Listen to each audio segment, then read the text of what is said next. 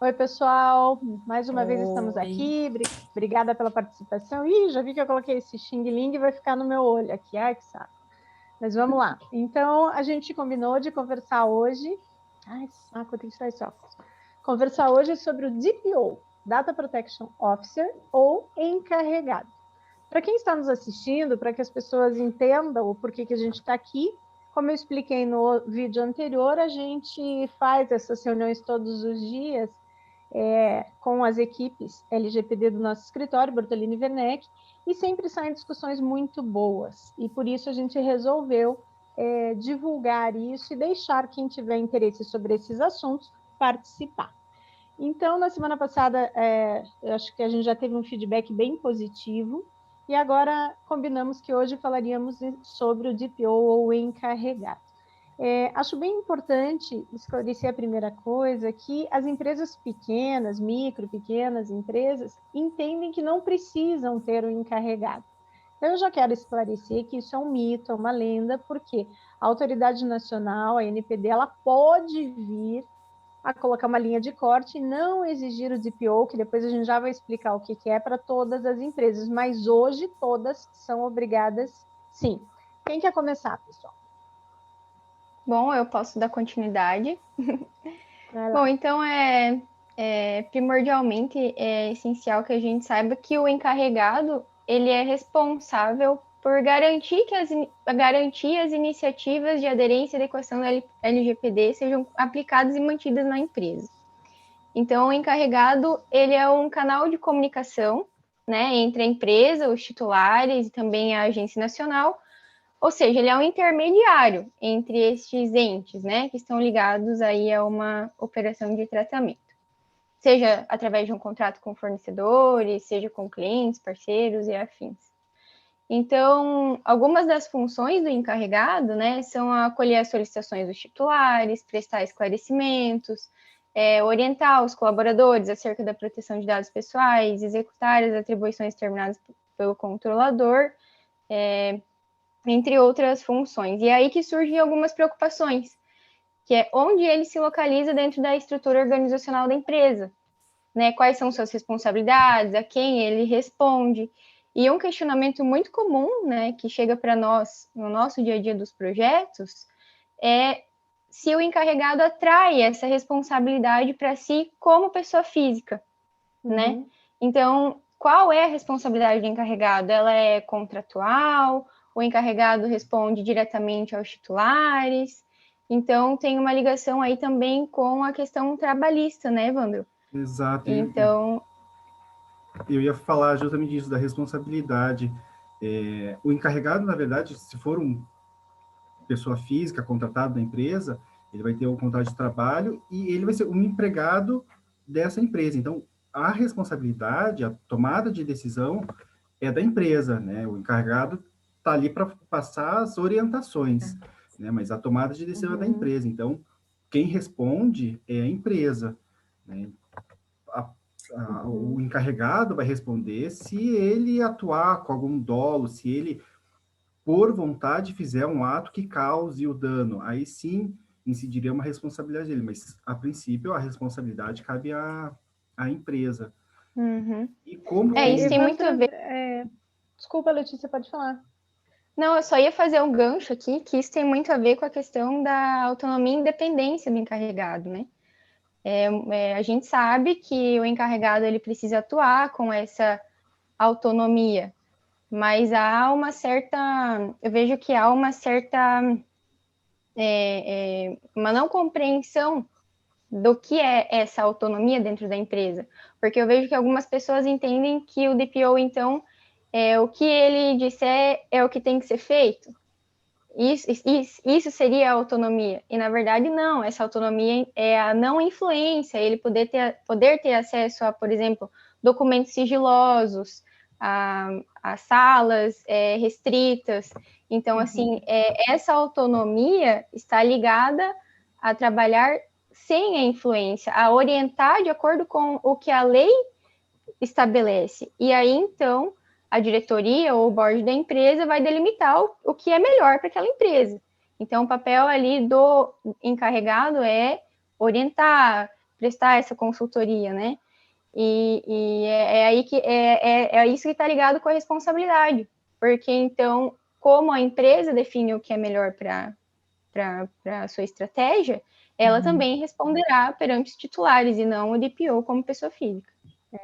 A não ser, como o Evandro falou, né? Se ele agir com dolo. Exato, eu acho que tem né? mais um caso, não tem, Evandro, também, se ele descumprir o que foi combinado, a legislação, enfim, daí sim, né? Eu acho que tem essa, não tem? Vocês lembram? A questão a responsabilidade contratual, né?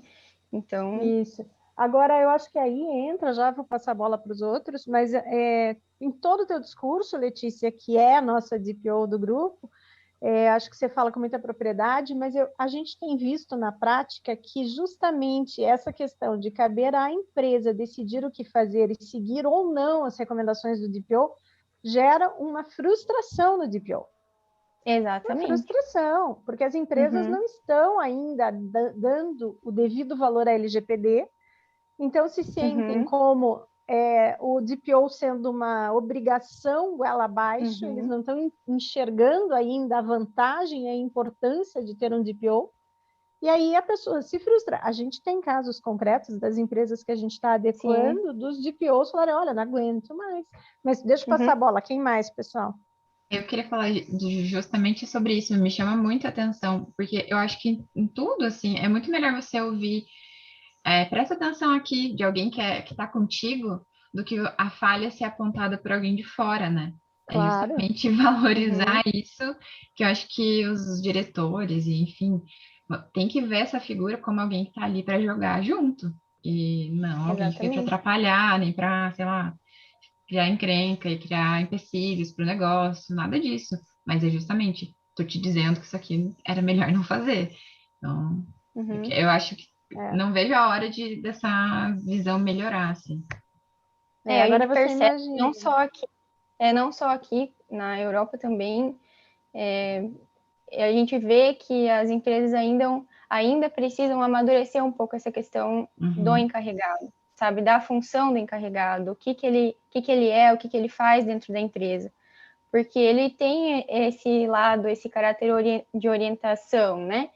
Então, muitas vezes, a orientação que ele vai dar para a empresa não vai ser o que a diretoria ou o que o board gostaria que fosse feito, né? Vai haver aí uma Mas ele tem que pensar que não é ele sozinho pensando isso também. Pode ter um comitê, e deve ter um comitê que vai abordar todo aquele assunto para chegar naquela sugestão até a diretoria. Então, é uma coisa que com certeza. Muito bem pensado. Mas imagine numas empresas menores, onde tem a pessoalidade direta do CEO, presidente, sei lá, dono, empresas familiares, tantas elas, aí chega uma pessoa capacitada de fora e vem trabalhar ali dentro, ou capacita um colaborador que vai ficar no ouvido dele. Isso que o senhor está fazendo está errado, isso vai dar ruim. Daqui a pouco a pessoa está fora. É delicado isso. Podem seguir, gente. Vai lá, Natália, fica quietinha. Eu queria complementar essa questão da responsabilidade só com uma situação que a gente vê que acontece realmente por essa questão do DPO do encarregado ter que, talvez, né, tomar uma decisão que não agrade tanto a empresa, e para que essa responsabilidade não recaia sobre ele, né, de alguma coisa que vier a acontecer, é importante que as decisões dele sejam documentadas, para que lá na frente, se acontecer alguma situação, ele tenha como comprovar que ele pediu para que aquilo não fosse feito, então é uma forma de se resguardar. Eu acho que isso até, como vou entrar agora no assunto do DPO as a Service, que é o DPO externo, né, o encarregado externo, ele pode também, deve, eu acho, mais ainda adotar esse comportamento de deixar tudo anotado. Documentado, né? Isso, exatamente. Queria falar um pouco sobre um assunto que todo mundo comenta, né? Sobre de quanto o encarregado ganha. A gente tem aí o mito de que ele ganha 50 mil reais, né? Todo mundo fala desses valores altíssimos, e realmente é um mito. Assim, a gente tem que analisar alguns pontos, né? Primeiro, que é um tema que ainda está crescendo, né? No Brasil é um tema que a gente ainda não tem conhecimento, não sabe da LGPD, não sabe por que ela veio. E um segundo ponto é que a gente está no Brasil, né? A gente está vivendo uma crise econômica muito forte. Então, as empresas realmente não têm essa condição de arcar com esse valor muito alto para essa nova função, né, dentro da empresa. E então a gente tem que ter esse olhar mais cuidadoso, assim. Eu acho que lá no início, ano passado, muita gente empolgou, né, quando começaram a falar de valores, e não é bem assim que as coisas têm funcionado. Pelo que eu tenho visto, e aí se alguém quiser complementar, fica à vontade. Eu tenho visto o maior salário que eu vi, né, até hoje, assim, acho que foi de R$ 8.000. Não vi nada além disso até agora. Acho que vai ser daqui a alguns anos, pode ser que essa função seja mais valorizada, quando a gente começar a entender melhor, as empresas começarem a entender melhor por que é tão importante esse tema. Eu acho que daqui a uns anos pode ser que talvez dê uma melhorada, mas hoje eu não tenho visto nada que fuja muito da realidade que a gente tem. E tem a questão, né, do DPO externo, que é quando a empresa, ela, ao invés de colocar uma pessoa interna, né, que ela vai ter um gasto muito maior, ela contrata um DPO externo, e essa pessoa pode prestar o seu serviço como por horas, né? E aí isso também depende muito, porque a gente sabe que isso depende muito de estado para estado, então cada profissional cobra o seu valor de hora, mas nada que também chegue, né, nesse valor que todo mundo No mito, né? tem falado, exatamente. Então é importante ter essas observações para também não achar que, né, tem várias vagas com valores exorbitantes, não é assim que está funcionando. Então, acho que manter o pé no chão e entender essa situação que a gente está vivendo hoje é muito importante. Mas eu só discordo, desculpe, Eli, eu só discordo que não, achar que não tem tantas vagas. Eu vejo cada dia mais, talvez pelos grupos de WhatsApp de LGPD que a gente participa, todo dia está vindo vaga aberta. Solicitação, né? Não é assim, mas não com valores altos, né? Não. Na verdade, assim, quando a gente fala de valores altos, a gente tem que ver que cada empresa tem uma estrutura, né? Então, ele não vai ganhar o que ganha, vamos supor, um assistente, um analista dentro de uma estrutura, de um organograma da empresa, ele vai estar na base de gerente e supervisor, que tem um salário um pouco maior do que as pessoas que estão baixo no organograma. Por que isso? Porque justamente por ele ter essa questão da autonomia, dele ele vai prestar contas, né, diretamente para a diretoria, para a presidência, ele precisa também ter um reconhecimento desse trabalho. Eu tenho visto algumas vagas que surgem e algumas me chamam a atenção, porque como é tudo muito novo ainda, primeiro que as pessoas não querem ser encarregadas, né? Elas querem ser DPO, porque encarregado ninguém quer ser, né? Porque é chique. O encarregado, infelizmente, as pessoas remetem ao chão de fábrica, né? E aí, vamos ser DPO. Então, quando vem vaga de DPO, me chama muita atenção, porque algumas empresas oferecem salário compatível com de gerente ou de diretoria, mas elas exigem muitas vezes algumas certificações, e hoje a gente sabe que não tem nada pautado e falando, olha, o DPO precisa ter essa certificação. Não, você precisa estudar, você precisa ter o conhecimento, você precisa estar a par não só da LGPD, mas também de outras normas, de outras regulamentações, mas hoje a gente não tem uma prova dentro da legislação brasileira, no Brasil, que fale que essa pessoa está apta a ser DPO.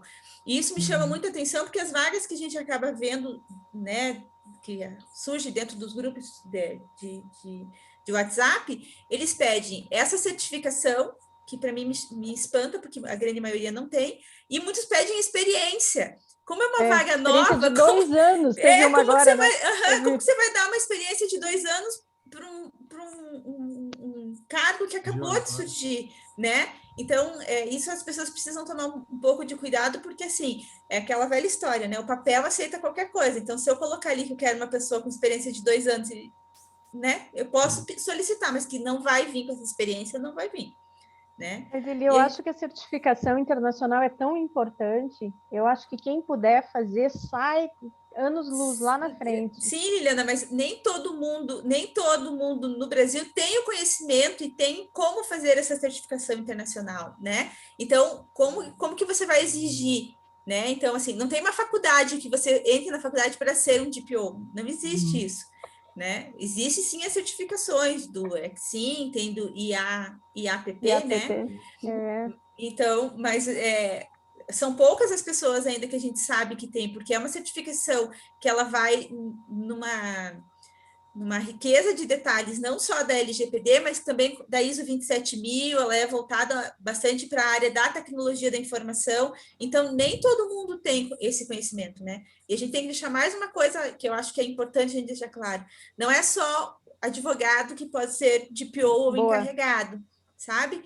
Porque a gente sente isso, principalmente quando você vai apresentar o trabalho para uma empresa, né, e falar da adequação da LGPD, e você fala que você vai ajudar a capacitar uma pessoa para ser o DPO, né, dar o caminho das pedras, como ela precisa. Aí a pessoa já se assusta e fala, nossa, mas eu não tenho jurídico interno. Não precisa ser um advogado. Então, eu acho que isso a gente tem que deixar bem claro aqui, para que as pessoas entendam que o DPO pode ser uma pessoa de outras áreas, né? Não precisa ser o advogado ou só a pessoa do TI. Não, ele abre um leque muito maior.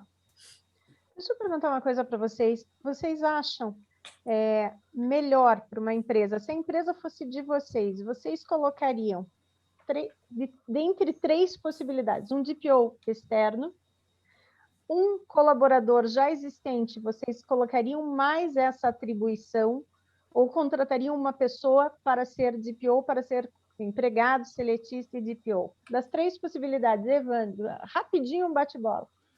Sua resposta e por quê?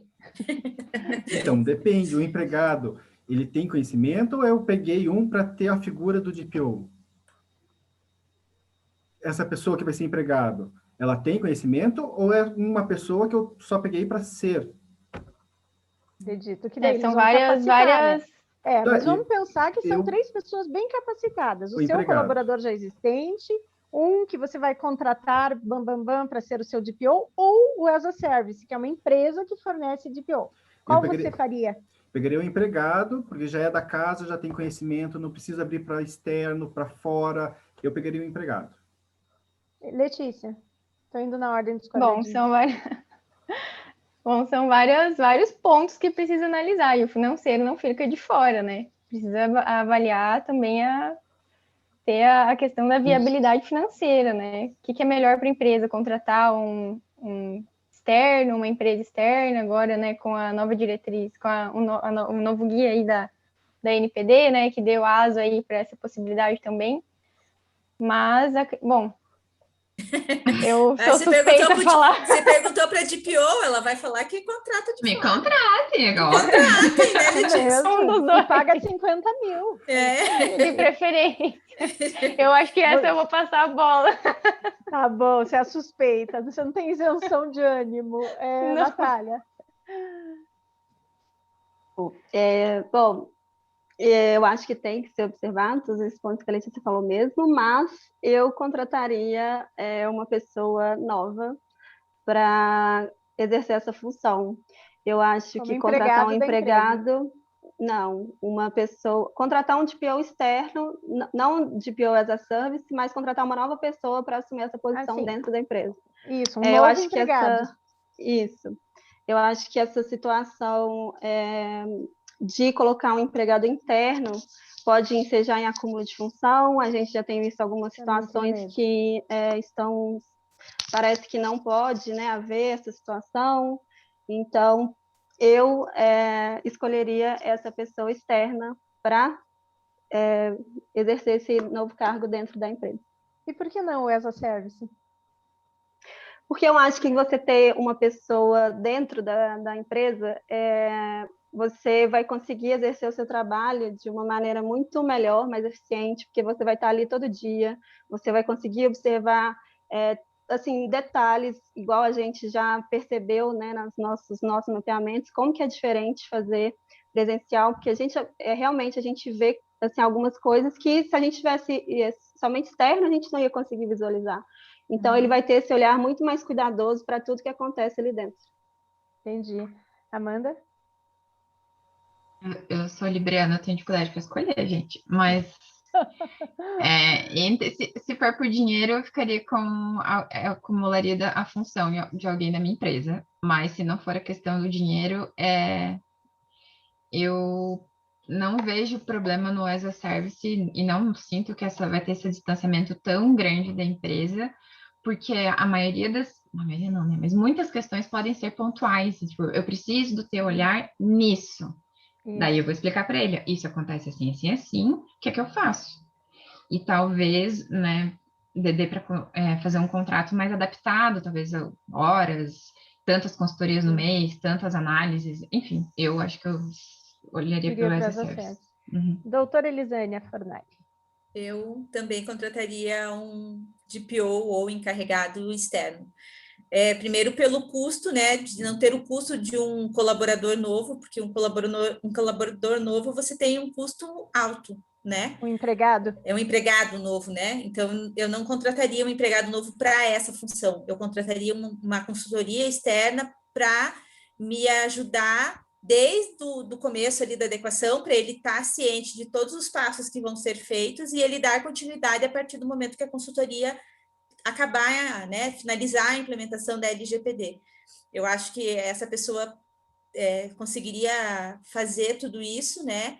E como a Amanda falou, num contrato mais direcionado, ou por horas, mês, né? Eu contrataria uma pessoa de fora.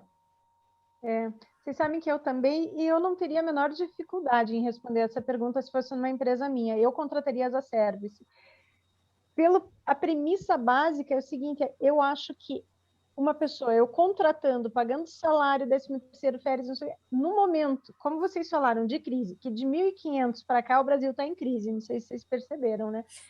Então, a pessoa está precisando, tem filho para sustentar, vai ficar desempregado, talvez já seja mais velho, tirando a Letícia, que é a nossa DPO, é um bebê. Se fosse eu, que tenho, não vou falar quantos anos eu tenho, porque não importa, mas eu já passei dos 30, eu talvez ficasse com medo, né? Eu falei, cara, eu preciso do emprego. Até que ponto eu vou bater de frente e vou falar, isso, vou botar o dedo na ferida? E o as a service, eu acho que ele vem com mais especialidade, especialização, com mais conhecimento, porque ele se capacitou para aquele fim, aquela empresa está disponibilizando essas pessoas. Então, se a pessoa não for bem, já vai rodar, porque é muito mais fácil você fazer um desligamento de um contrato entre empresas do que um contrato de trabalho. Então, acho que a pessoa anda sempre ali no fio da navalha, então ela vai ser boa. Acho que ela pode buscar nas outras empresas que ela está fazendo, claro, com o devido sigilo, respeito, nem estou discutindo isso, mas situações que ela enxergou de vulnerabilidade ali, ela vai poder trazer para cá e observar. Eu acho que a expertise pode ser muito maior. Eu contrataria as a service, mas... Evandro, quanto tempo nós temos? O Evandro é o homem do tempo, daqui a pouco ele fica buzinando. Falta 8 minutos. Não, ainda tem tempo. Não apareceu ainda o reloginho ainda. Mas é bem isso. O distanciamento, esse distanciamento, é que eu concordo. Eu entendo o que a Natália falou, mas eu acho que esse distanciamento pode até ajudar na questão dele ter autonomia, sabe? É exatamente isso. Eu não vejo você todo dia, eu não tomo café com você na cópia, não sei o quê. Claro. Não vou te olhar com cara feia porque você mandou eu arrumar o formulário pela enésima vez, né? Você então, não é meu chefe, então eu vou mostrar. Eu fui contratado para botar o dedo na ferida. Agora, como empregado, já, puta, né? O que vem mais na balança? Eu não estou nem julgando a pessoa que faz isso. Sim. Eu não sei, numa situação de necessidade ali, se eu não faria a mesma coisa. Sim. E mais uma pergunta, pessoal, o que vocês acham? Então, se for o DPO as a service, vocês acham que o mesmo DPO pode trabalhar para duas empresas do mesmo ramo? Que sejam concorrentes entre si, por exemplo. Diga, Letícia, DPO. Bom, eu não vejo... Não é antiético. Bom, o DPO ele tem o dever ele tem o dever de manter em sigilo todas as informações que ele tiver acesso, né? Confidencialidade, né? Exatamente. Mas você contrataria um DPO que trabalha para o seu concorrente? Acho que sim. Não vejo nenhum problema. Pessoal, o que vocês acham? Para o concorrente, eu acho que aí vai criar um certo não é? Desconforto, bem isso, a palavra é essa, desconforto. Porque por mais que você assine um termo de sigilo, né, um termo de confidencialidade, a pessoa que está te contratando não conhece você, não conhece a tua conduta, então talvez ela não se sinta tão confortável. Então eu acho assim, para trabalhar para várias empresas, ok, agora do mesmo ramo eu acho que seria Não, do mesmo ramo dá, mas não daria para ser os concorrentes diretos. Sim, bem, os concorrentes eu acho complicado. Acho complicado. As alternativas que eu vou dar para o meu cliente, se for o concorrente direto, o que eu vou fazer daí para esse aqui? Tipo, vou dar mesmo? Não, só para esclarecer, ele não é impedido, né? Ele não é impedido de trabalhar, mas cabe à empresa definir, né? Se o que ela prefere, né? Não, eu concordo com vocês. É o que a Alice falou, proibido, impedido, enfim, não é. Mas é justamente isso, a concorrência direta, aí eu acho que aí realmente é complicado. Eu não contrataria, mas não é proibido. Acho que entra nessa questão aí de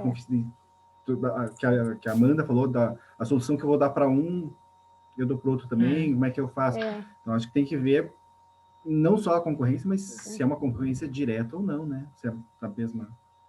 Agora, eu não sei se vocês sabem, em grandes escritórios, especialmente desses de São Paulo, Rio, vocês já ouviram falar no Chinese Wall? Dentro dos escritórios? Chinese Wall. Não, a muralha da China. A muralha da China. O que é isso? E isso não é só em jurídico, são empresas também de outros ramos, mas quando, por exemplo, a pessoa quer contratar a gente, a pessoa quer, o sonho de consumo é nos contratar. E ela chega e fala, puta, eu quero. Só que daí eu falo, olha, só que a gente já está fazendo no seu concorrente X. Se ela insistir, primeiro, a gente vai precisar conversar com o cliente anterior para ver se tudo bem, porque né, seria uma questão ética e lógica. E o que a gente oferece, esses escritórios oferecem? Essa barreira, ou seja, a equipe que trabalha para A não trabalha para B, o armazenamento de dados, então se há num CPJ, no outro não vai ser no mesmo sistema, a turma A não vai ter acesso ao arquivo físico do cliente B, e em grandes escritórios, eles são divididos até em andares. Os andares não ficam um andar para um cliente tal, outro andar completamente separado. E a única pessoa que transita nos dois mundos, né, divididos da muralha, é a pessoa pela qual os dois clientes vieram. Eles vieram por causa da Natália. Os dois querem a Natália, então a gente divide as equipes e a Natália é a única pessoa que transita pelos dois. É assim que é feito. Então, eu acho que isso também cabe no as a service, se for o caso. Eu acho que dá essa segurança. Claro, aquilo que vocês falaram, vai ter a confiança, vai ter que acreditar que funciona, mas você vai mostrar do início ao fim essa transparência. Eu acho que isso também é uma questão legal das empresas saberem. Não é porque já atende o fulano que talvez comprometa. Mas é delicado, cada um vai ter um pensamento. O que mais, pessoal? O que vocês lembram de DPO aí? Eu acho que a gente conseguiu passar, né, nos principais pontos assim, de dúvida do pessoal, que é certificação, salário, essa questão de trabalhar para concorrentes, essa questão da responsabilidade. Não precisa ser advogado. Isso, exatamente. Eu acho que a gente entrou nas principais dúvidas, né, que a gente vê mesmo que as pessoas têm, quem está entrando agora nesse mundo de LGPD, sempre vem com essa pergunta de certificação, de profissão. É bem isso. Né? Eu tenho aqui, até aproveitando que estão do meu lado, eu não tinha programado. Vocês enxergam? Tem esse livro aqui que eu gosto, Manual do DPO, e tenho esse aqui também. Então, se alguém se interessar, né, que esteja nos assistindo aí, fale, por onde começar, quero entender um pouquinho, eu acho que são dois livros legais para dar uma olhada como é que para que lado a banda toca. E o que vocês acham para o encontro da semana que vem? O que vamos falar? Quem quer sugerir? Podemos falar sobre as câmeras de segurança? Como assim, de câmera de segurança? Explique o que a gente vai falar. A questão da base legal, né? Qual base legal a gente pode utilizar? para legitimar essa tratamento, gravação, né? Esse tratamento de dados. Pessoal sensível ou não. Isso, exatamente. Ou seja, vamos tirar do tema bem bacana. Vamos tirar do juridiquês. Pela LGPD, a gente pode ou não pode continuar com câmera de segurança? Isso? Isso. Uhum. Tanto dentro da empresa quanto fora. E eu quero saber daí como que a gente vai se posicionar. Pode ser que cada um pense de um jeito com essas câmeras que ficam para fora dos prédios, que são super importantes para crimes, acidentes de trânsito, violência. Mas e aí? Captura a fisionomia, as pessoas que você não vai poder exigir uma autorização, um consentimento de quem passa na rua. Então, será que a gente não vai mais poder usar? Como é que ficam os condomínios nessa situação? Legal, eu acho que tem um monte de assunto, bem polêmico, inclusive. Bem polêmico também, Eu acho que vai ser um momento de muito mais provocações do que soluções. Né? E eu gosto muito disso. Eu acho que para quem não pensou, vai começar a pensar, putz, e agora? A discussão é boa. A discussão é boa. Fechamos que vai ser câmeras de segurança? Sim. Então, tá bom. E aí, do DPO, também, se as pessoas vão pedir para quem estiver assistindo, aquele negócio aciona o sininho, não sei o quê, e se quiser tiver mais dúvida, a gente pode trazer algum DPO de alguma empresa que a gente assessore para responder realmente as dúvidas práticas das pessoas. Então, quem tiver dúvida pode mandar para a gente ou no direct, ou aqui embaixo, ou no LinkedIn, YouTube, sei lá, para qualquer um de nós, que a gente faz as perguntas e chama essa pessoa. Né? Porque nada melhor do que uma pessoa que exerce a função para responder. Que já tem essa experiência lá dos 2 anos dele. Vão tirar minha dúvida. Mas você sabe, Li, só um complemento em relação a isso. Como tem muita multinacional, as multinacionais têm DPO há muitos anos aqui no Brasil. Quando eu fiz aquele curso do INSPRA lá em São Paulo, eu tive aulas com DPOs que eram DPOs há 6 anos, há 8 anos aqui no Brasil. Então, talvez essas empresas que peçam esse requisito aí da experiência de 2 anos estejam buscando esses profissionais que já trabalharam nessas multinacionais. Penso eu, talvez seja isso, porque senão é ilógico, né? Mas é uma discussão que sempre acontece nos grupos quando aparece a vaga. Como assim? 2 anos, 3 anos, né? As pessoas têm essa dúvida. Para muita gente é um tema novo, né? Muito. Para terminar de novo, não apareceu o nome de vocês, né, no nosso. A gente vai ter que arrumar isso, doutor Evandro. Você quer que no meu eu estou vendo o nome de todo mundo. Mas na gravação não aparece depois. Não aparece. Pois é. Então tá, doutor Evandro Matsumoto, Letícia Galli, Elisânia Fornali, Natália Valadares, Amanda Mello. Ai, gente, eu não tenho coordenação motora. Eu sou Liliana Bartolini Ramos. Mais alguma coisa, pessoal? Por hoje adorei. É só. Muito bom, gente. Pessoal, goste. Obrigado. Obrigada. Tchau.